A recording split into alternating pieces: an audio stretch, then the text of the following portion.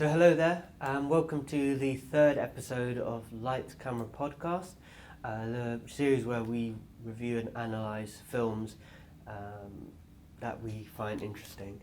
So today the film that we analysed was called First They Killed My Father, a film which was actually your suggestion. Yeah. So I'd be interested to also know how you found out about the film in the first place, but we can discuss that. And overall, I would say this was a very hard-hitting film that was quite raw, and it really gave an insight into, again, a topic which is quite contemporary about the experiences of refugees, and I think it gave very good first-hand account almost feel, which felt very close to the characters of their experiences. So yeah, that's what I would initially say. Would you agree with that? That would be my kind of overall. I would say that's a very, very good summary. And I think one of the words you said just kind of hits the nail on the head, that it's so raw. And this film doesn't hold back in terms of a lot of what they show, what the characters go through. And that's how I would mainly describe the film, as very raw. Yeah, exactly. I think it was. And I think it's really good that the film was done in that way, because it didn't feel gimmicky at any point. Exactly. And it felt quite a sincere film in my view, in depicting what had happened, which was also really, really good. So I'll just give a background first on some of the history to it, and just add anything which you think is relevant, then we can just talk a bit more. Sure. So this film, First They Killed My Father, it's set in Cambodia in the 1970s, and it's basically based around the Cambodian genocide, which happened between 1975 and 1979. And kind of the background to that is basically the dictator, communist dictator Pol Pot kind of was in power, and his army, known as the Khmer Rouge, they took power of the capital city, Phnom Penh, and then the movie traces from that moment kind of up until the end, when the Vietnamese kind of attack the Khmer Rouge forces, and the genocide is supposedly kind of coming to a close.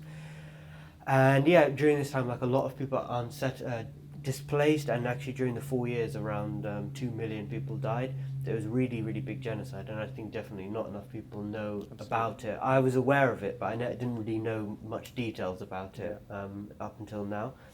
So yeah, I think that's kind of enough of the background. And essentially, because he was communist, he wanted to bring Cambodia back essentially to an agricultural lifestyle, which he kind of idolized, similar to China. So yeah, anything to add there? Would you say? The film itself kind of gets their history away right at the start. It deals with that in the first kind of as a montage in the first kind of 5 minutes, as to the background, what's happening, and I guess kind of the reason why the communist regime happened was because of what was happening in terms of America's involvement in Cambodia. How they ended up bombing and attacking Cambodia, which was neutral in their war with Vietnam. And that's kind of what led to a lot of the support for their communist regime. And the film, I think, does a really good job of just kind of letting you know what the history was at the start. And then for the rest of the film, it can focus more on this one family. And it gives you more of an emotional perspective, as opposed to a political one. Because that's what's going to essentially reach people more. Yeah, I think that's a really, really good point. That especially about about being less about the politics, and actually far more about the emotional connection to the characters and their experiences as refugees, especially seeing them right from the beginning, which you can go through now up until the end.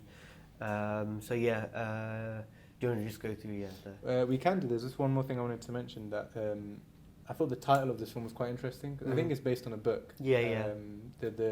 Our main character, Leong. Luong. Luong. She was a real person, and she's like probably in her 40s or something now. Yeah. And the title first they killed my father makes you think that that's one of the starting things that's going to happen in the movie. Yeah. In reality, it doesn't happen until about halfway through the movie. So it made me interested as to why that's the title first. They killed my father. Yeah. And I think the reason is because up until that point, so much had happened, but at the point when her father is killed, that's kind of the breaking point for her, where things really start to have an effect, and it affects her quite negatively from that point onwards. Where it's kind of irreversible damage is being done. Yeah. So yeah, we can talk more about in terms of the plot. So as I said, we started off by showing a bit about the history as to what's happening in the area, and then we're introduced to our main character, Leong, and we see her watching on her TV. She's watching basically kind of a news report about an American helicopters are being deployed for the sake of kind of evacuation. Yeah. But and then we see her go outside to her balcony, and we see a helicopter go overhead, and she kind of reaches for it. And to me, that immediately kind of signified that salvation was just out of reach. Yeah. And how like this is kind of so unnecessary. What's everything that's going to happen? Mm-hmm. See what I mean? Yeah. I think that's really true. It kind of felt. Again, this is kind of, I suppose, kind of going slightly off topic, but during the movie there's a lot of flashbacks to times around which you can imagine before the war, and it felt really like that's the life she should be living, like that's what she should be doing, and and it happens in between these events when she goes to bed at night or whatever, and it's just a reminder of like she shouldn't be, all these people, but especially as a child, she shouldn't be here doing that. This is what she should be doing. Yeah. So there's quite a few dream sequences basically where she's kind of remembering her past and like her happy, like she remembers her mum when she was happy and stuff like that. And it's very much puts you in the perspective of how a child would think as well. Yes. Because one of the dream sequences she has, she remembers this red dress. And when she remembers being gifted the red dress by her mother, and then she remembers it being taken away by the communist soldiers at the checking point, basically. And that's very much how a child would think in terms of objects, like, oh, that was a gift to me and now it's been taken away and I couldn't do anything about it. Yeah. Because a child is very focused on the world that's immediately around them. Yeah. See what I mean? Yeah, I thought that was definitely. quite clever the way that was done. Yeah. I would agree. Yeah. And so after that, just off the bat, I think one of the things this film does really well is its pacing. Yeah. And that kind of becomes evident straight away when how we're introduced to all the characters. So we're introduced to Leong, we see her family, we see that everyone's obviously very happy, they're kind of singing and dancing. And we see that they're quite a well-off family as well, in terms of the house and the food that they're eating. And we're introduced to the fact that her father is kind of like a general in the army, or works for the Cambodian government. The Cambodian government, and then almost in the first kind of 10 minutes, or first about 15 minutes, that's when things start to kick off in terms of the rebel forces coming in. And then take the city. There? Yeah. I think also, going back to your point about Long being like a child, I feel like it really, it kind of reinforced the kind of hopelessness of her, but also as an audience member, because you're kind of seeing it through her eyes. And she doesn't talk much during the movie at all, which was like, there's a few like key points which I kind of wrote down, which was what I kind of noticed from the movie, and that was one of them, about like her not talking very much. It's a very observational movie, and again, as using a child who doesn't understand everything necessarily what's going on, is helpless. Sometimes things can feel quite confusing. Again, all heightened to that kind of experience of being a refugee. And so what happens from there is you see, I guess they live in the capital city, as you mentioned, which was where the communist fighters first attacked, and we see that they have to evacuate their homes, and they're taking they take a few of their luxury items, the nice clothes and stuff, in the hopes that this is something that isn't going to be permanent for them, because the communists basically say that you need to evacuate the area for 3 days because Americans are going to be bombing the area, which obviously is not true. And so first you see them basically lose their house, and they take their car and they drive away, and then at some point the communist fighters tell them to walk, and they're like, okay, so they've lost their car.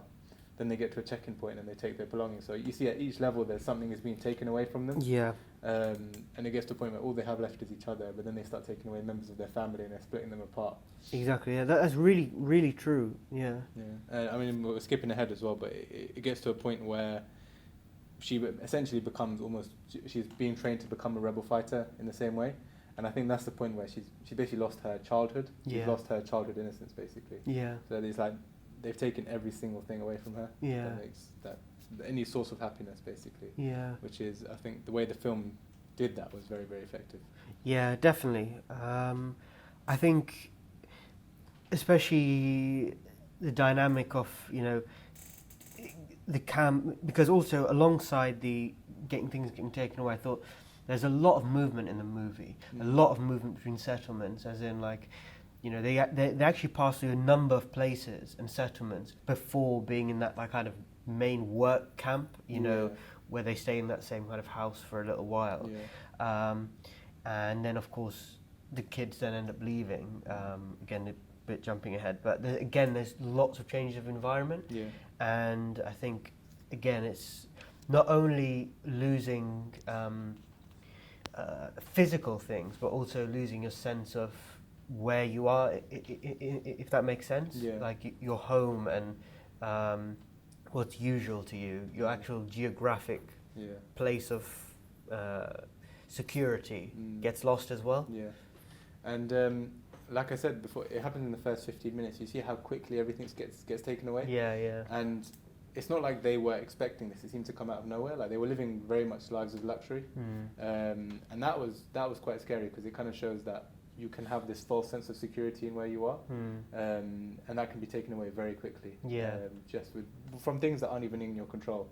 And it's kind of the futility of it in a way. Like Cambodia was a neutral country. There's no reason for it to be attacked in this war. Yeah. There's all this, like how many, you said 2 million people lost their lives. Like, Yeah. It's almost for nothing. Yeah, definitely. And it's scary to think that could happen to anyone really. Like you don't have to be. They weren't. That country wasn't involved in the war directly. Yeah. But it happens to 2 million people there. And it shows that the people who lose the most are the innocent people, especially children. And I think it was effective to show the story from the point of view of a child, that in reality these are the people that are most affected. Exactly. Yeah, and moving on from that point, you know, they then obviously went to they passed through a number of smaller camps until they get to like a big camp, like a work camp. Yeah. And there they kind of they start working basically, everyone, and eventually so Lung is one of I think she has 5 other siblings, so 2 sisters, 3 brothers. So she has 2 older brothers, 1 younger or same age brother or slightly older. 1 older brother. No, all her brothers are older, but 1 slightly older brother, and then 1 slightly older sister. Because I think wasn't there 2 brothers that went off to and then she has like a brother who's slightly older than her, and then a sister who's like slightly older than her. And then a younger sister as well, like a little baby. Oh yeah, the little baby as well. Yeah. So she's one of 7, I think. Yeah. So yeah, the 3 oldest children get taken away. Yeah. And unfortunately, one of them, we find out later passes away, is killed basically. Well, we see them in the hospital, hospital. And that scene really showed just how much of a failing system it was, that the communist regime. And I mean, you see as they're going through the hospital, there's basically an upside down glass Coke bottle that's used as an IV drip. And it's just like incomplete. It's horrible. It is. Their services. Yeah. That was really. It's so impersonable. Like you can imagine, you know, she just gets given basically a letter, and she goes and sees them, and then later when she actually finds out that her daughter passed away, and due to being killed, she's working, and she gets no time or anything. Someone actually shouts at her, one of the wardens or whatever, that she needs to keep on working, and then Lung has to watch her, and obviously her husband also sees. And that scene again was really kind of quite a raw scene again. and again I think showed kind of the kind of the indifference of the regime to human life, if that makes sense. Yeah, like absolutely. for them, it doesn't, an individual death doesn't really matter very much. It's all about like the collective and all working towards one thing, and anything, one person's loss is insignificant to them. They say that, and that comes up a lot in a lot of ideas about communism, like other literature and films about communism. This idea of destroying the individual. They make everyone dye their clothes in the same color. Everyone gets the same haircut. Everyone lives in the same house. Yeah, no religion either, because they didn't like the Buddhists. Yeah. I was going to ask what was that about. So that's this idea of defeating religion, I guess. And it kind of reminded me of like 1984. It's very similar themes. A big part of that book is this idea of getting rid of the person that you are, that you're no longer an individual. And they use a similar language, like they call each other comrade and stuff like that.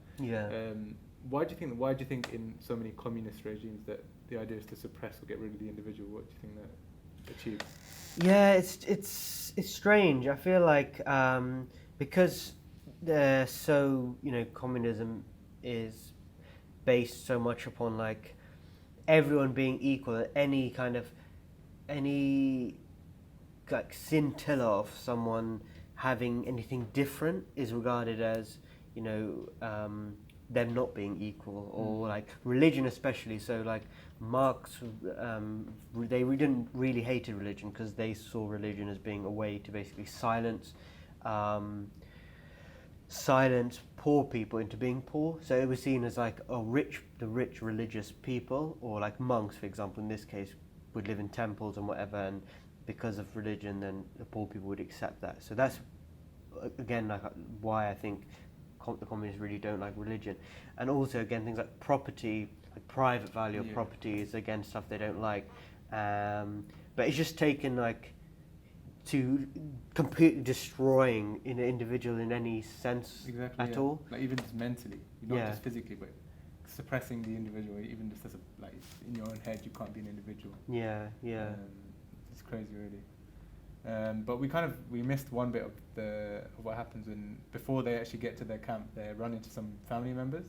So they run into, and the film does this at different points where things start to seem like they're getting improving, better, things are looking up, but then it just goes down again. It gets worse.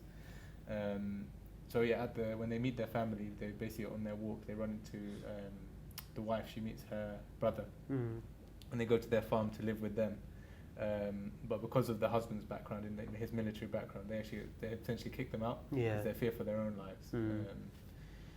And it shows that even that family bond is affected and broken by fear of what's going to happen to them.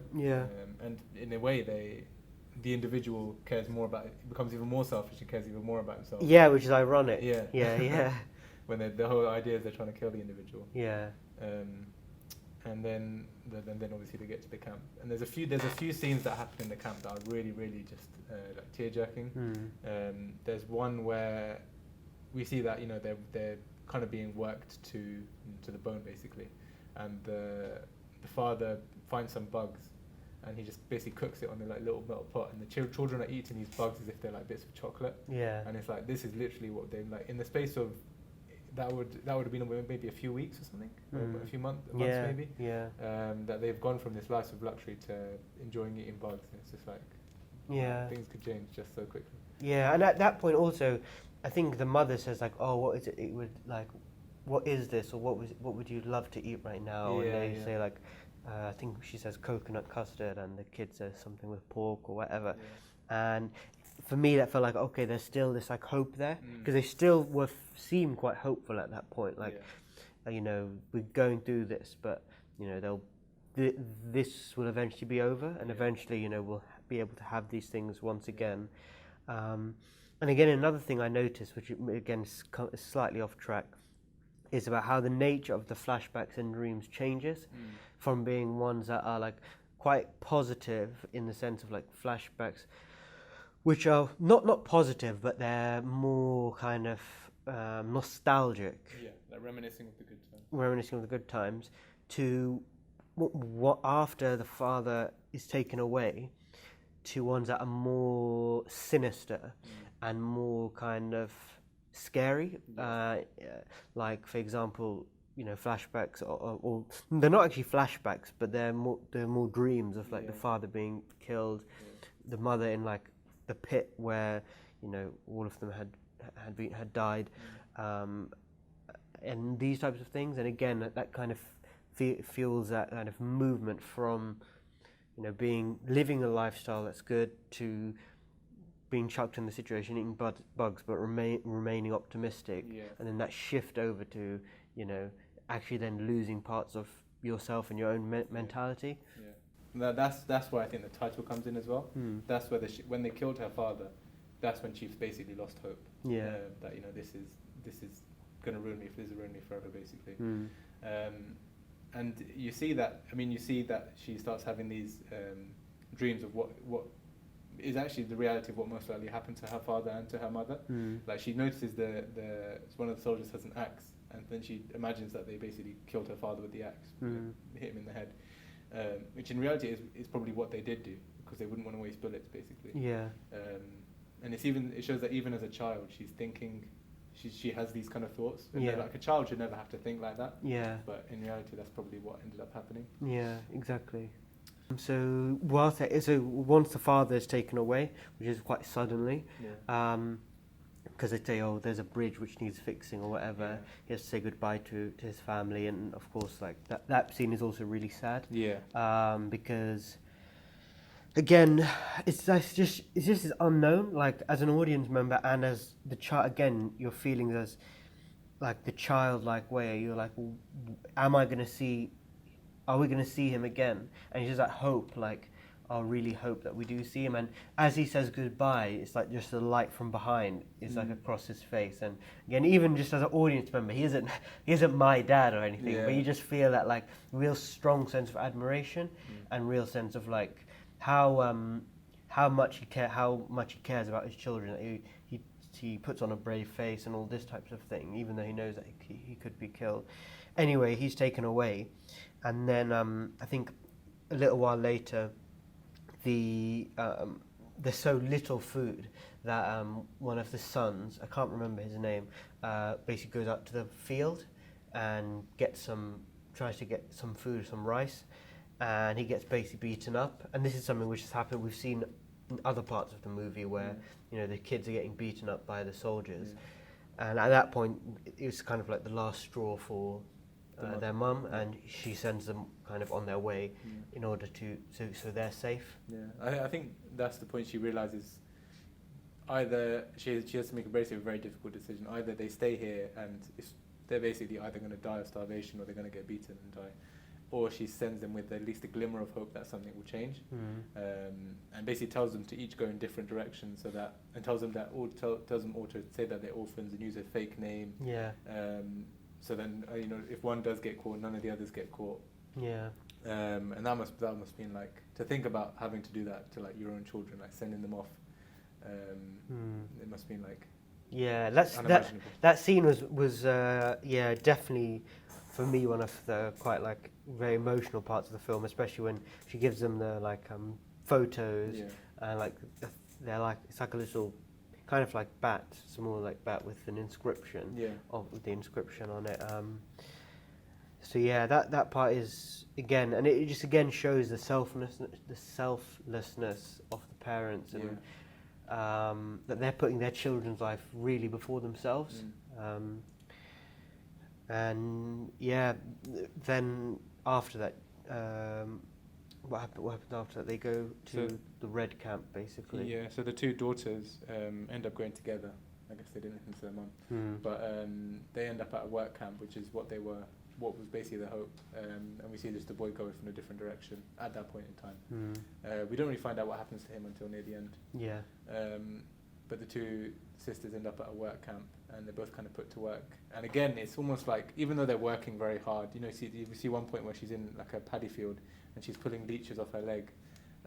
It's still somewhat positive because they're getting food again. And the food portions are quite big now. I mean, we see actually, go back to the camp, at the start they were getting food which was adequate basically, but we see how it goes to like a few grains of rice. And again, when we see another communist like regimes in either in literature or real life. The same thing happens where you're started off with this promise of that things are going to be given to you, you'll be provided for. Yeah. But then the complete opposite happens. Yeah. And they're often told like, "Oh, why are you being greedy? Like, you Yeah. should be thankful for what this person." I can't remember what they call him, their leader. Oh yeah, Anka. Yeah, Anka. Yeah. You should be thankful for what he's given you. Yeah. And actually touching on that, he kind of becomes like this omnificent being to them. Yeah. Like, Anka is your mother and Anka is your father. Like, Yeah. It's crazy. It's a massive indoctrination. Yeah. Like Massive indoctrination. this idea of everyone is equal except for this guy. Yeah. Basically. Yeah. And it's just such a like a lie basically. Yeah. But yeah, when they get to the work fields, we then see that the younger daughter actually, Leong, is taken away from her older sister, and is basically selected to be one of the fighters. Yeah. Like a child soldier basically. And there's one scene when the two groups are walking past each other, and she sees one other boy. Yeah. And he's that bit was it's really sad. Like because he's probably around the same age. Yeah. And he's smiling, but because he doesn't fully comprehend the situation. Do you think that's what it was? I think so. I as in because then actually I think you see him right at the end fighting as well. Yeah, that was him. Yeah, that was him. Yeah. And so you see like him in the beginning, like kind of excited a bit about what's going on. It all seems quite fun. And then at the end they're actually fighting with soldiers on like an actual battlefield. Yeah. So I thought that was like. That's basically they've broken him, and he's basically lost it. Yeah, exactly. That's what I thought it was. Oh, okay, yeah. See what I mean? Yeah. Like, so it's kind of the reverse of what I. So you're saying like he's smiling out of like unawareness of what's around him. Yeah. Well, he's smiling because he's already gone. Been through hell and back. Yeah. And he's lost his mind basically. Yeah. It could be either, could be both. Yeah. Who knows? But it's basically not a good thing. Yeah. That's what's happening to them.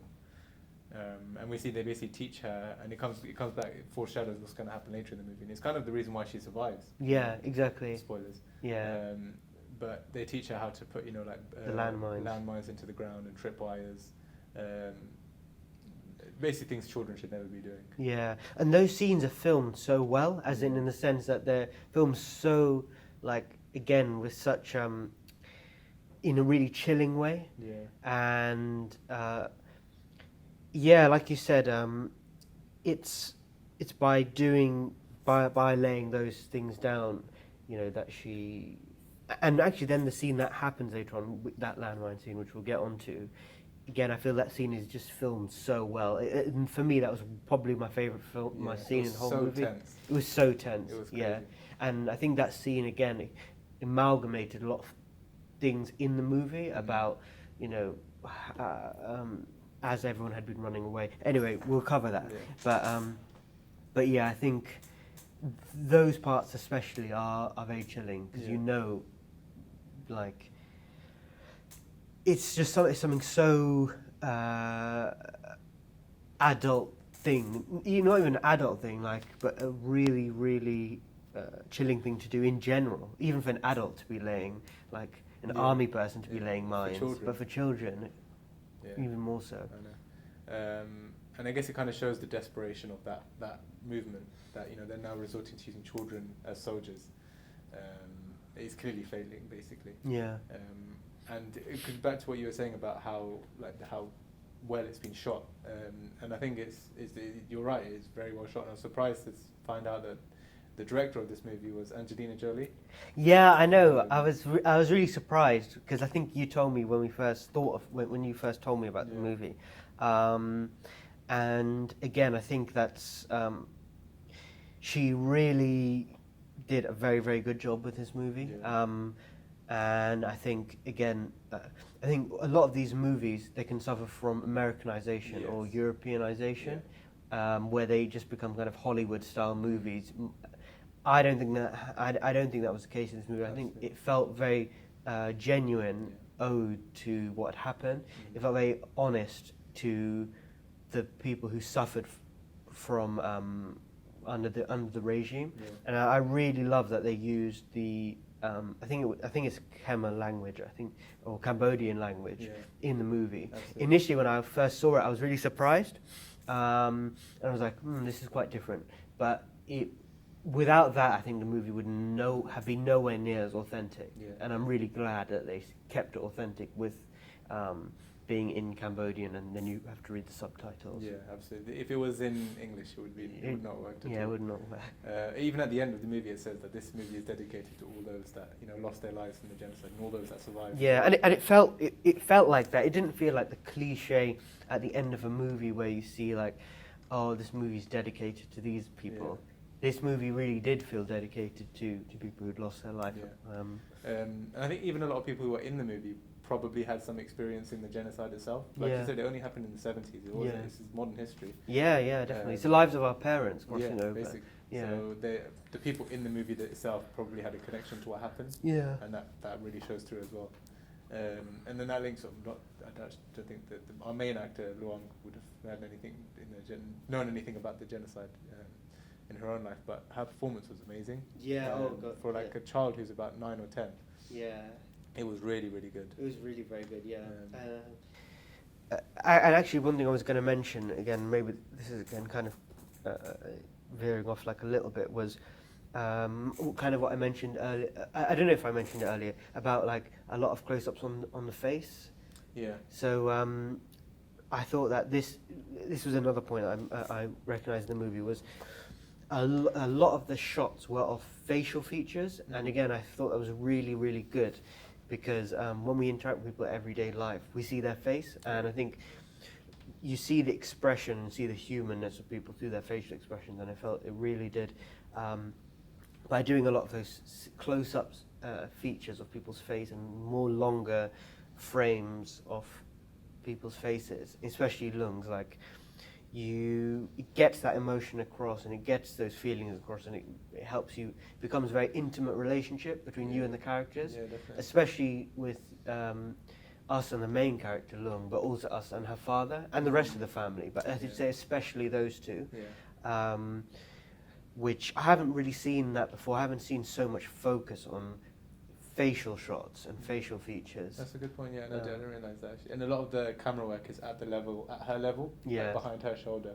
So you're seeing the world from the perspective of this small child, like everything going on around her. Yeah. And it just kind of exaggerates the level of violence, because from the position of a small child, it seems even bigger than what's actually happening. Yeah, because you can't do anything. Like, like you said, when the soldiers come up, when all this stuff is happening, it's always looking up. And when they're being beaten in the paddy fields and all this type of thing, a lot of the time actually you don't actually see sometimes even the faces of the people who are beating up the kids. Yeah. And again, it shows that kind of real vulnerability in the kids. There's nothing they can do basically.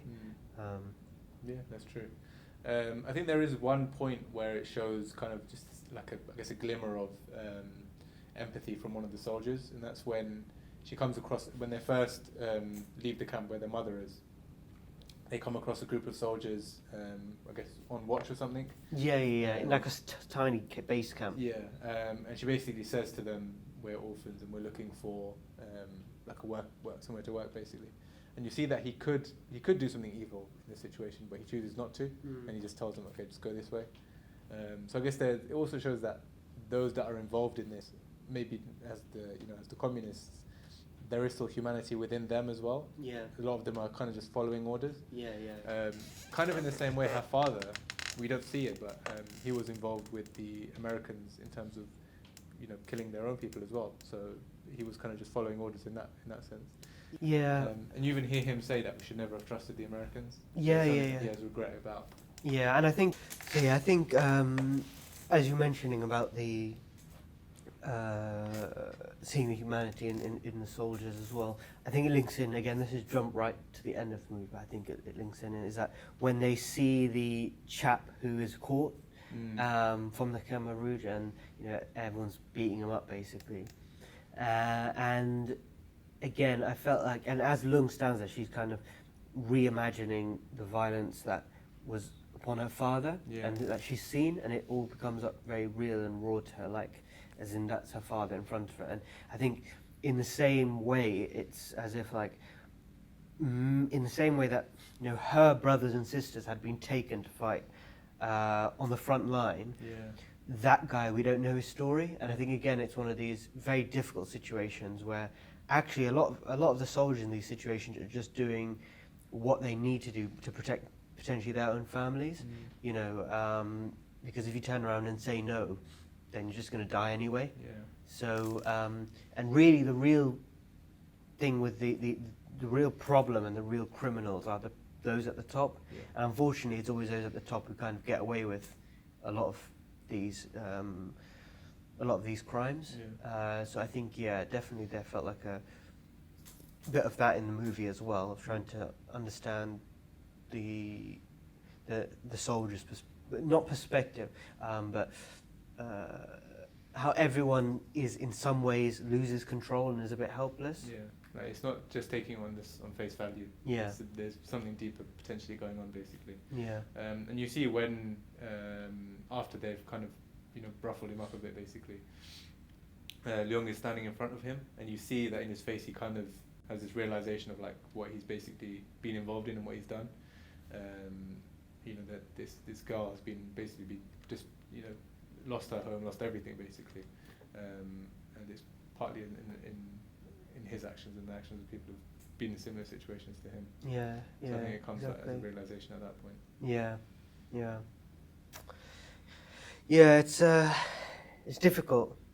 There's definitely a lot of like moral questions thrown up by the movie, but I think one thing is for certain is like that definitely a lot of the people in charge are kind of the absolute worst. Yeah.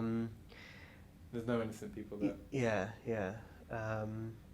So where were we? In terms of, so we got to the point where she's at the work camp. She's been taken to become a child soldier. Yeah. So after that, she's still doing like all the child soldiery stuff, and then there's like a raid on the camp essentially by soldiers, Vietnamese. I think they're Vietnamese soldiers, and they all flee. Actually, what happens before that is she actually returns to the original camp. Yes.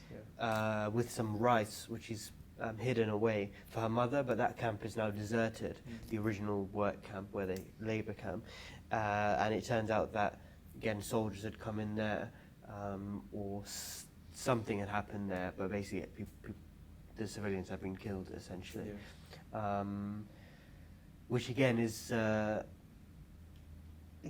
a very hard-hitting moment, especially when you come back and you see that, because it's quite unexpected. Because you see she has like a not even but kind of a nightmare as to what was the situation that ended up happening, and she imagines her mum, essentially dead, being killed, but she still had a younger, I think, daughter or younger sister or younger brother, and essentially what happened to him, because in the nightmare she has, he's still alive and he's like with the mother trying to wake her up, who's obviously dead.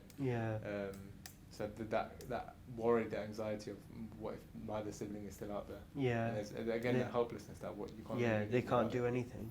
Yeah. So that scene again is just shows even more about like the trauma and the kind of atrocity of what's happened. So then after that, the child soldier camp gets raided, and she runs to the red flag camp, that's just what I call it, which is, where all the girls are working. And it's the first time we actually see her Leong cry in the movie, when she can't find her sister. I think her sister's called Chen or something. And again, like everything's on fire, and now it feels that now she's truly alone at that point, because now her mother is gone, her father is gone, her brothers have gone, and now her only remaining sister now is presumed gone as well. And all of that just basically just completely breaks it down, because it's the first time we see her crying. But then fortunately later on we found out that she did survive, as they all go kind of as a collective of civilians on a trail to another camp that fortunately they survived. Well, I think I don't know if they cross into another camp. They don't cross the border at that point, do they? No. Okay. They're like going. I think they're just going to like another camp area. Yeah. But this time it's the Vietnamese soldiers are. It's Vietnamese soldier controlled basically. Yeah, it's Vietnamese. So it's not a work camp. It's more like a refugee camp. Refugee camp, yeah. Yeah. And actually, again, when they're speaking in Vietnamese, as they pass through the post, there's no subtitles. Yeah. And again, I noticed that in that. Again, it highlights this kind of. Again, confusion and uncertainty of the situation. We know as much as they do about what this guy's saying. Yeah, so it's putting you in their perspective, and you see that she's scared of these soldiers. That from all she's learned from what she's been through is that soldiers mean bad, basically. Bad things, yeah. She doesn't realize that. Obviously, as a child, you don't realize these soldiers are different. These soldiers are maybe here to help. Yeah, because they did a close up of the gun as well. Yeah. The same guns which had been being used to. They had been shooting. Yeah.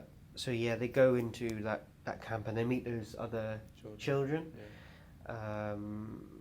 And again, I think shortly after that, there's the Khmer Rouge then stage an attack on that kind of refugee camp almost. And again, that was like really came so suddenly. That was again something which almost out of nowhere it happened. Yeah. So what were your thoughts on that scene? So I mean that's what we were talking about before. Again, like they make it out of the camp, they get into the forest, and I think initially there were like kind of bombs being dropped from the air. Yeah, like mortars. I think they were mortars. Yeah, mortars. Sorry. So being fired from a distance. But when she gets to the forest, she realised that these aren't bombs being dropped from the air; these are bombs in the ground. Yeah. And then that was a very tense scene where she's basically taking steps very, very slowly through the forest. Yeah. And you can still see people running through, yeah. and some of them who get injured or killed. Yeah. Because at the same time as when they're running through the forest full of bombs, there's still soldiers behind them who are chasing after them. Yeah. So it's almost like, what option do you have? You could, obviously they don't know that there's bombs being hidden in the ground, but all you know is to run away from the soldiers behind you. Yeah. But obviously she's, from her experience, she knows she's a bit wiser. And obviously she thinks she makes it through. But again, it's just as soon as she's reunited with her brother and sister, she loses them again. Yeah. And then obviously we see at the end, everyone's reunited. So what did you kind of think about that ending? I feel like the ending was quite appropriate in my view, in the sense that like the main thing that sticks out is like going into a tent in one of the I think it's now a UN kind of seems like more of a UN Vietnamese refugee camp, and it seems definitely a lot more safer because there's like I think MSF people there and UN whatever, and you just see in one of the tents like a child being born. Yeah. And for me that kind of felt like the rebirth of or the new start, hopefully, for all those people in the camp, and including Lung herself. And she smiles when she sees the new child, almost again as also like this child thankfully has missed all of those things. And not gone through that. But it's also left still with a degree of uncertainty because we don't fully know what happened next, or where is it going to go, how is she going to fare in the future. But and of course also the sadness of that they have lost their parents, but at least they're together.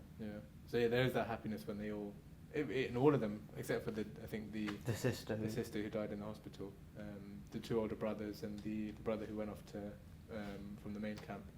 Everyone's reunited basically, and that's quite like a very positive moment. I'm assuming that's what happened in real life, because it is based on a true story. And we see right at the end when they're all older, they basically I guess return to one of the areas, or they're basically at some kind of Buddhist temple. Yes, I wasn't sure what that was. I think that's them when they're older. Yeah. And I think that's actually the lady who wrote the book, Leong. I think that's actually her. Yeah. So that's kind of like a positive ending to obviously a very bleak story and a big time in history. And very reflective. I think quite a reflective ending. Felt that they've come so far, and it's almost like kind of like whatever you go through, that chapter and that stuff was behind them. They got through it, if that makes sense, and now they're kind of reflecting on it in a way which is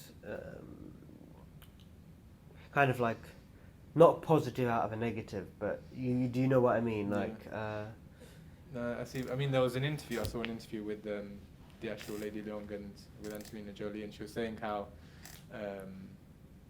when she was going through it, there were times when, even as a child, where she just thought, life is just not even worth living right now.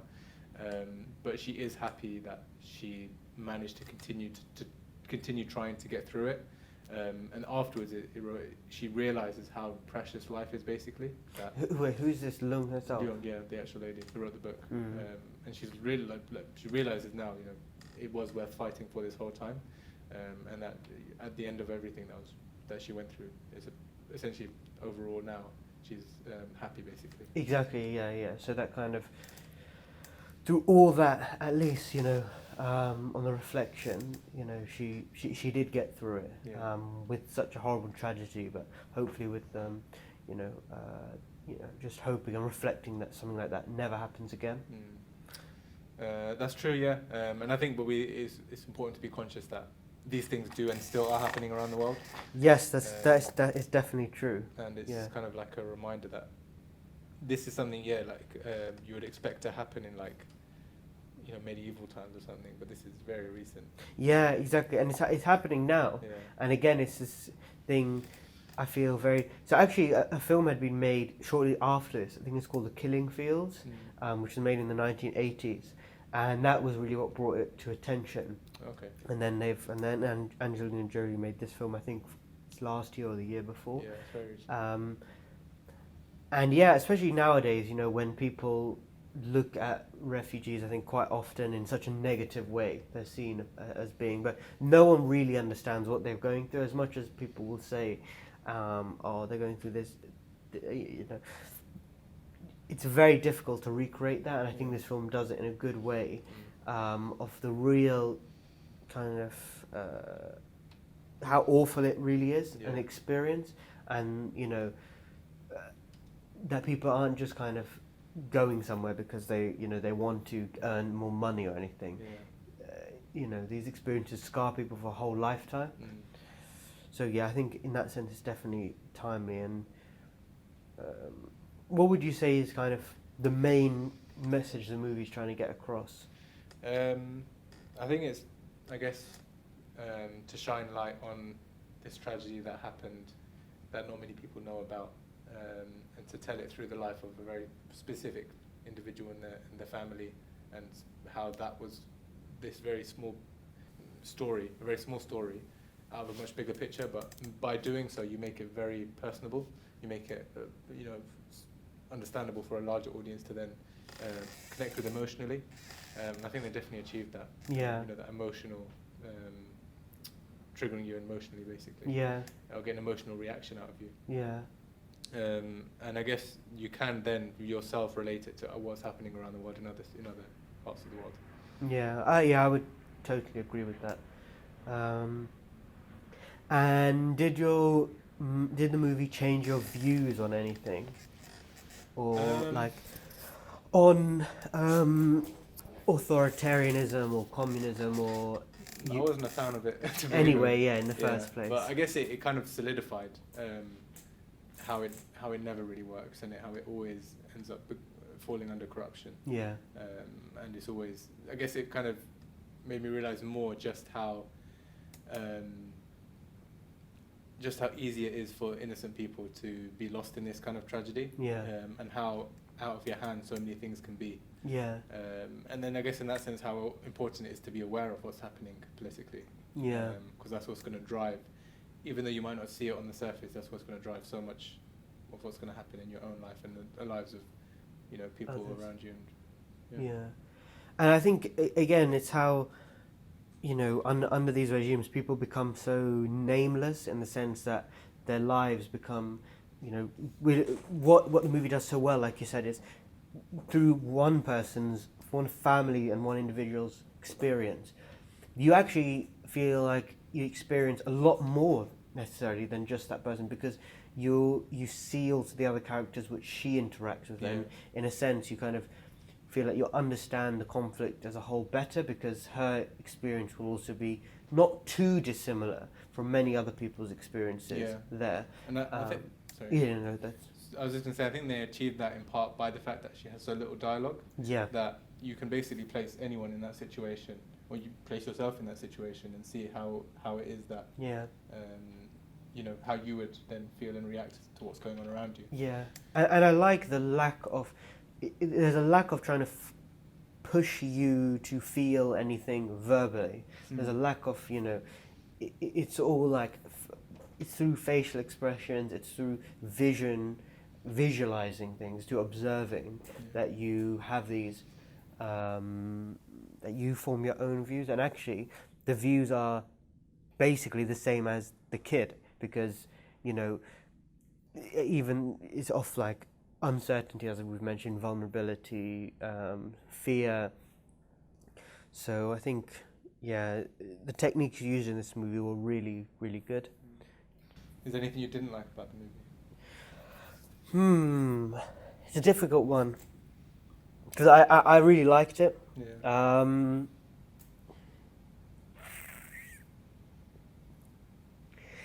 It's tricky.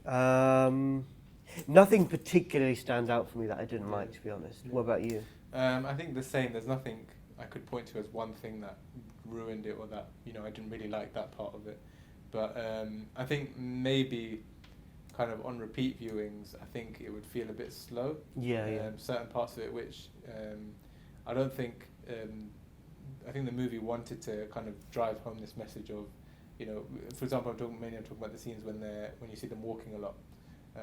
I think that could have been cut down a bit, but then again, the purpose behind it is to emphasize this idea of, you know, how far they've had to travel and how displaced they've been from their homes. Yeah. And it does achieve that. Yeah. I think that it's just maybe for the sake of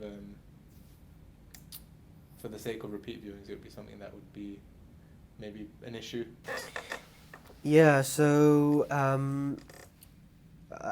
would say this is a movie which sacrifices rewatchability for the sake of the initial experience, if that makes sense.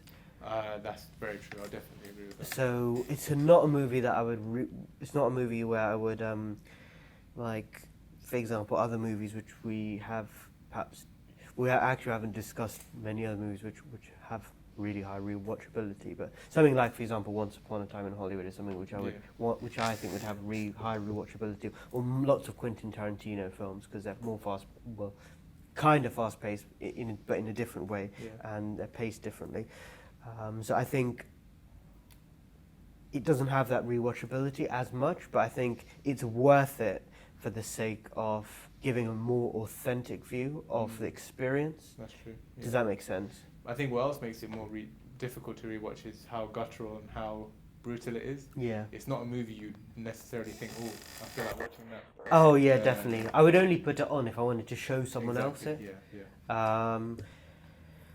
And yeah, I think definitely this is one which I'd recommend a lot of people to watch. Yeah. It's definitely bringing light on something that needs to be brought light. Yeah. So I think that's everything I have to say about it. Do you want to sign us off? Sure. So thank you very much for watching this episode of Lights Camera Podcast. We hope you enjoyed. Please feel free to give us any suggestions of movies you'd like us to watch and to analyse. And until next time. Until next time.